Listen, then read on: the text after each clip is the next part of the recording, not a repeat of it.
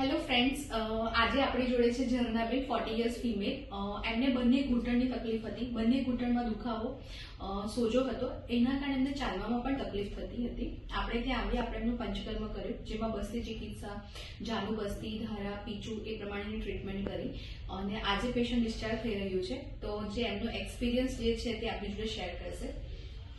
Hello, હું first time અહીંયા આવી છું અને મારો ઘૂંટણનો દુખાવો એટલો અસહ્ય હતો ને કે હું એને એક્સપ્લેન નથી કરી શકતી. એટલે હું મારા એનાથી થ્રુ આવી છું. એટલે મને અહીંયા આગળ હું અહીંયા આવી, મારો 5 દિવસનો એક્સપિરિયન્સ બહુ જ સરસ રહ્યો.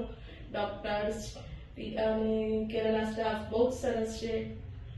દુખાવામાં કેવું છે? અને દુખાવામાં, પેનમાં 2 દિવસમાં જ મને એટલો ફરક લાગ્યો કે મને હું નથી ચાલતી. મારો પગ બેન્ડ હતો તો મારો પગ અત્યારે સીધો થઈ ગયો છે અને હું ચાલવામાં અને હું સીડી બી ચડી શકું છું. એટલું મને સારું છે.